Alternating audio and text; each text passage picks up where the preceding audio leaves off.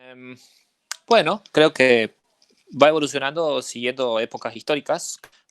Me parece la primera es la época más capaz eh, idealista de Internet, ¿no? Internet como herramienta de liberación, primavera árabe, alegría,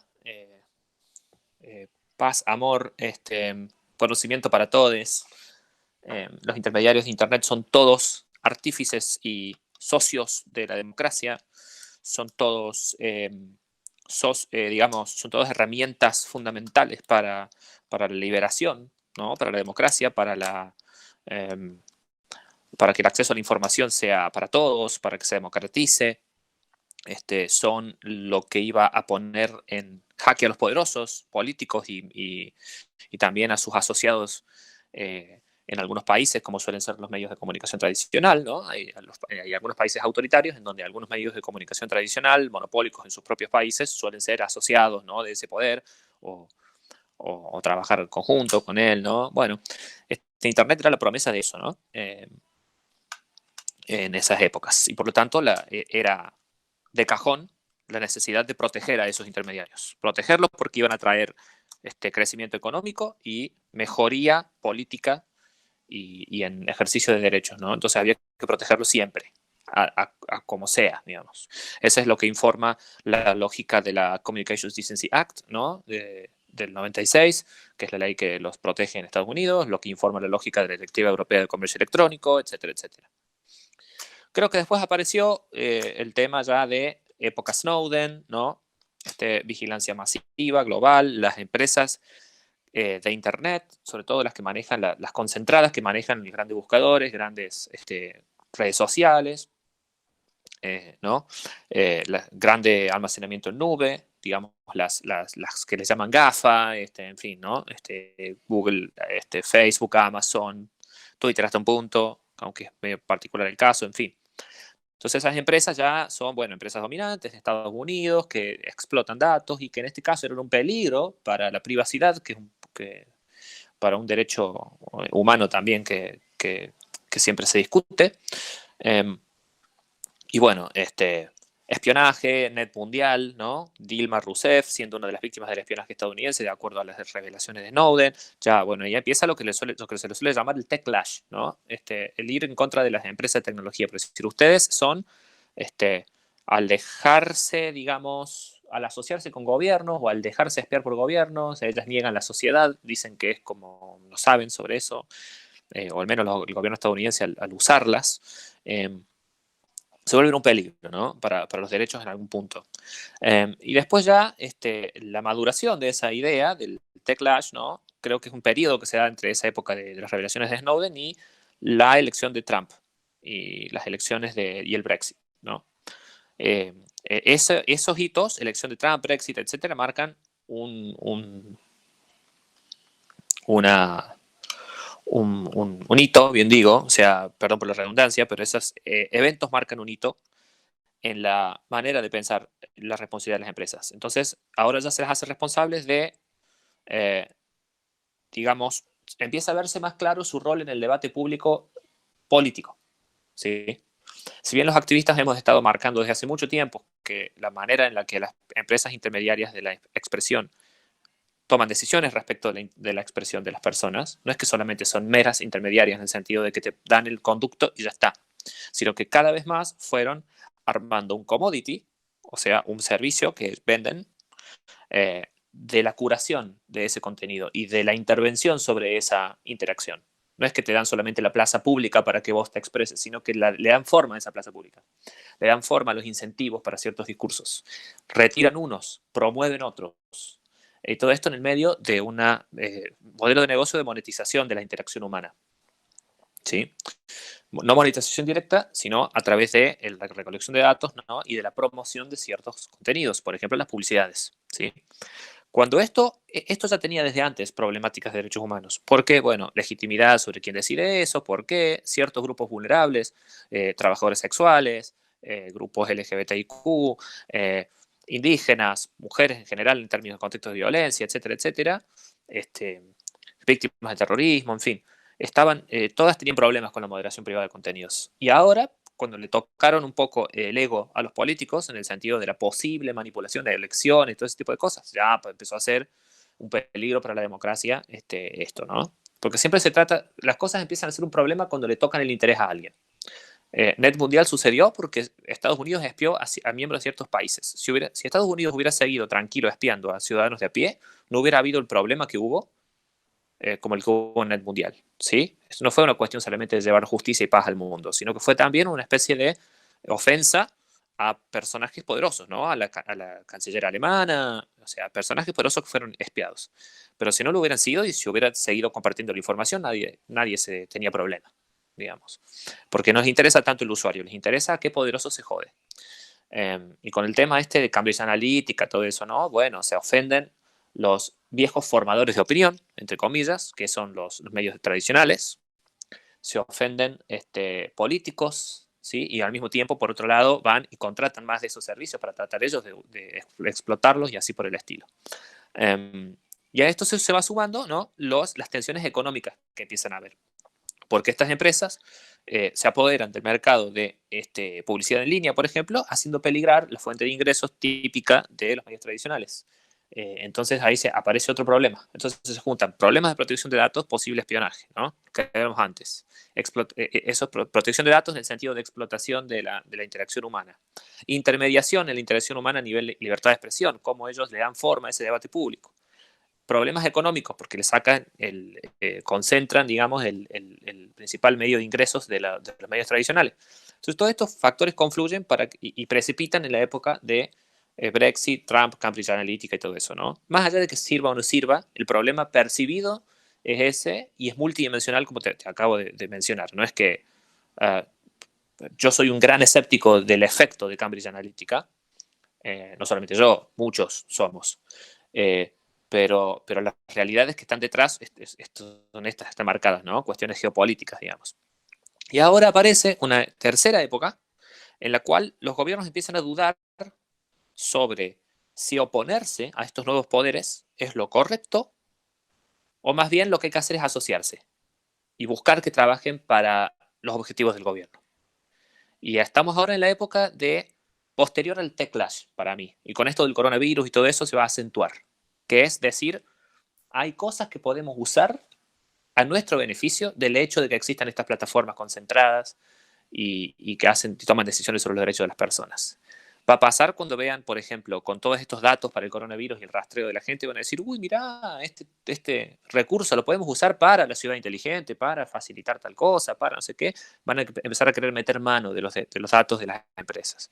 Y con el tema de libertad de expresión va a pasar algo parecido.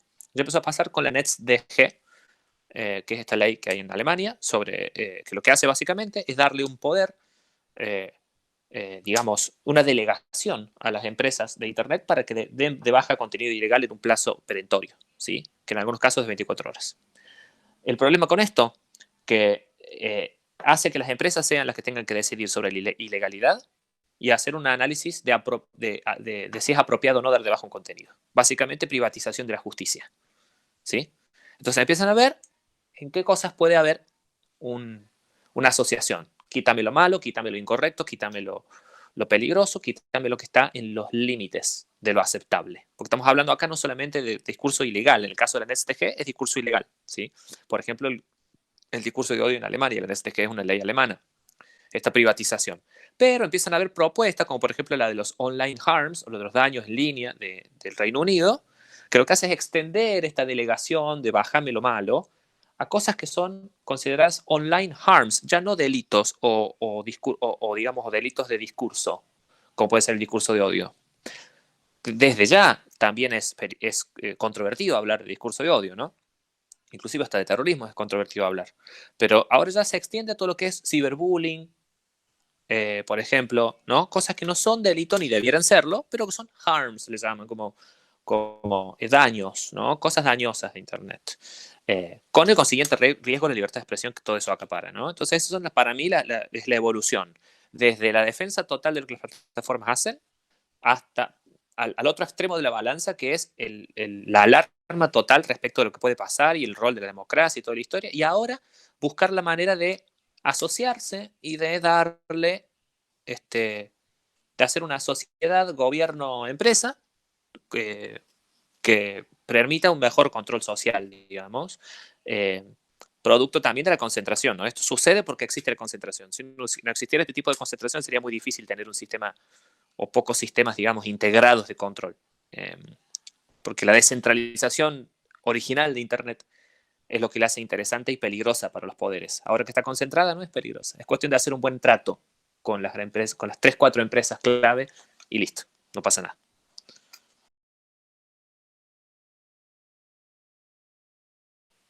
En Argentina no pasa nada, eh, lo que es bueno y malo al mismo tiempo.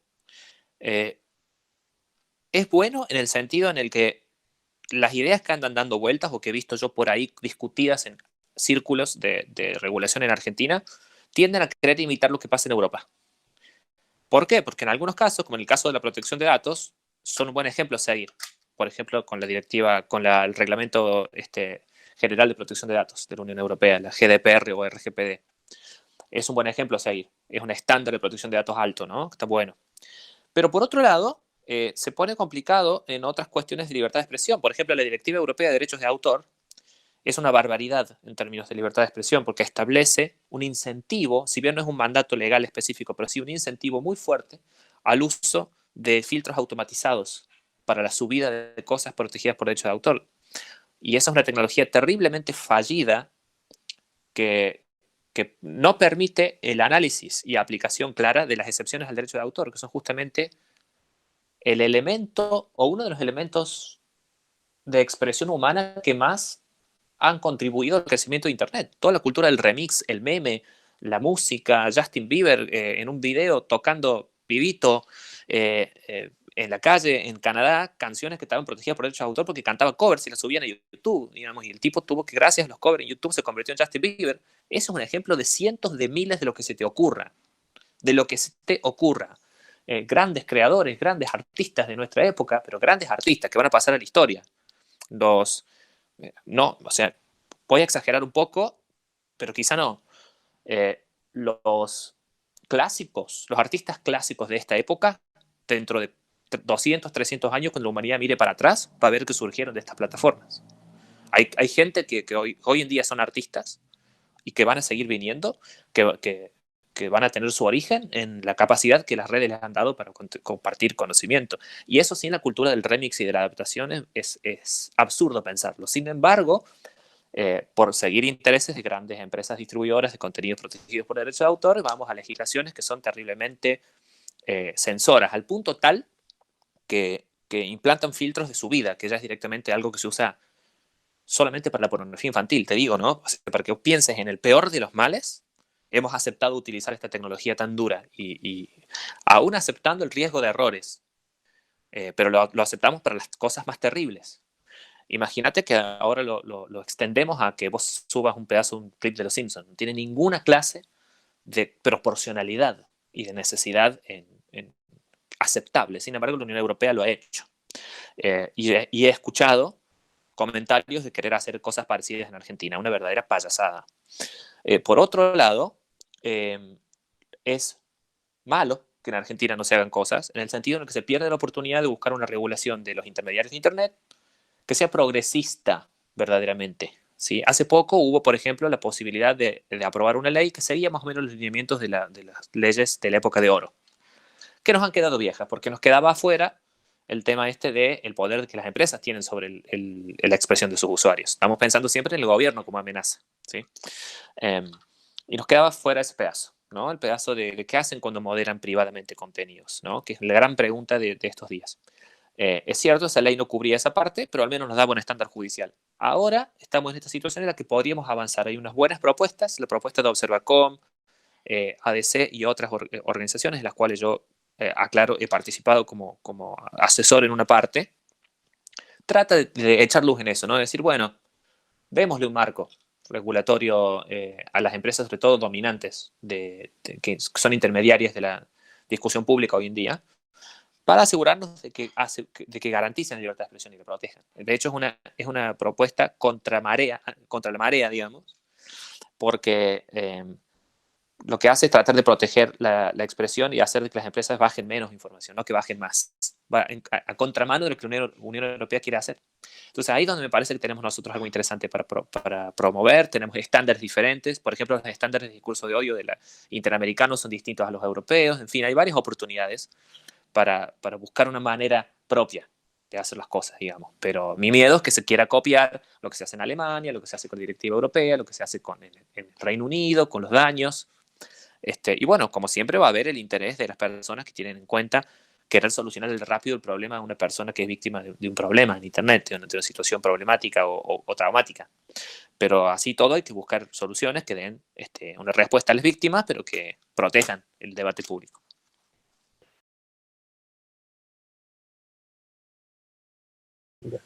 Bueno, nosotros tenemos un documento de posición global sobre recomendaciones para la regulación, la autorregulación y la corregulación, ¿no? Para las veces en las que el Estado decide mediante leyes, para cuando las empresas deciden mediante sus propios términos de uso y para los casos esos en los que hay esa unión tan peligrosa entre empresas y gobiernos, porque muchas veces esa unión peligrosa no tiene los requisitos de transparencia o de legalidad asociados a un proceso de legislación, ¿no? Que se supone que por lo menos es abierto, deliberativo, ¿no?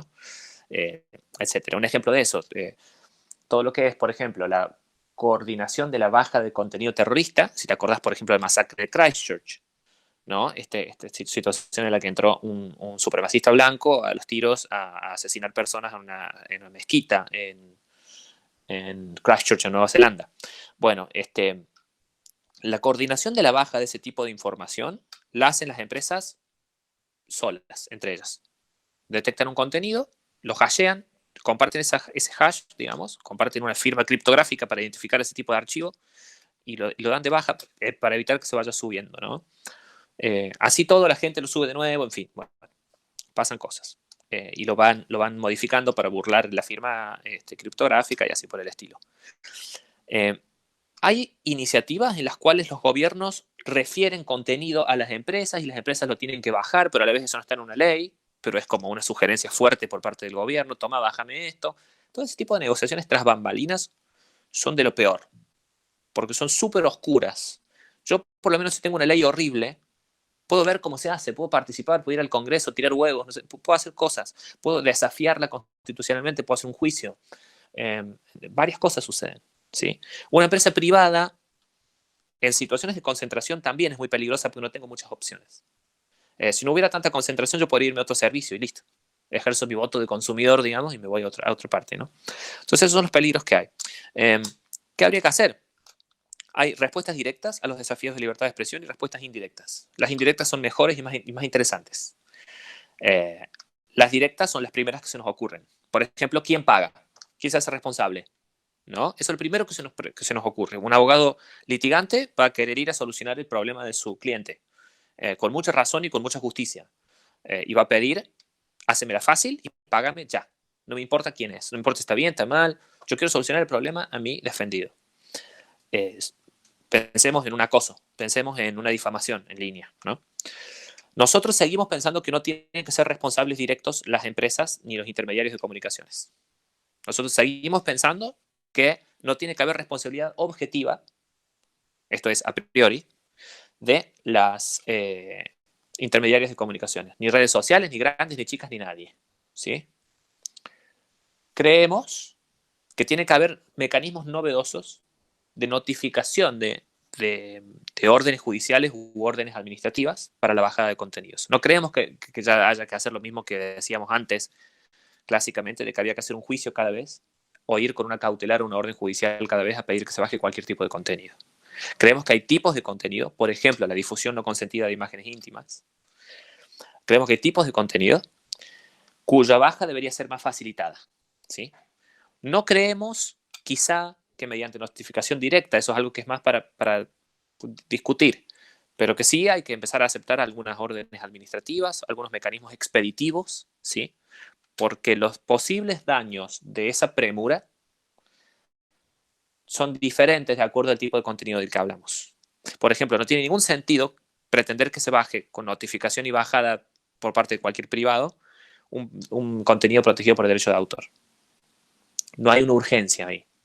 esa urgencia de pérdida de dinero y cosas así se puede solucionar fácilmente con indemnizaciones y juicios posteriores. Pero el daño a la libertad de expresión es muy grande para hacer una bajada mediante notificación privada, por ejemplo. Sin embargo, la notificación privada puede ser muy útil para casos, por ejemplo, de explotación sexual infantil. ¿Sí? Hay muy poco riesgo de un daño excesivo ante cuestiones de una ilegalidad tal.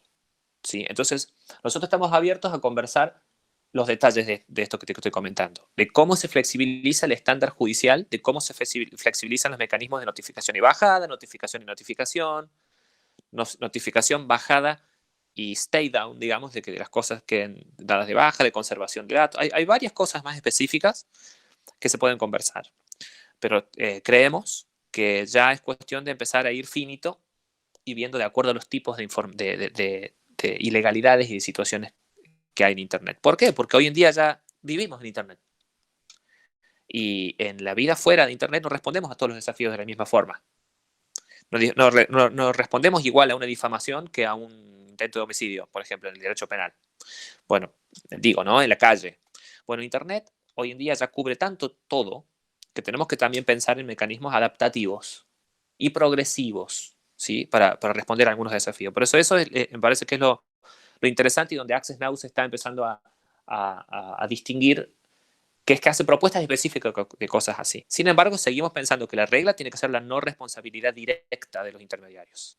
Tiene que ser condicionada esa responsabilidad. Vas a ser responsable si no das de baja cuando tenés la notificación judicial o administrativa, no das de baja cuando tenés la notificación privada en este y este caso.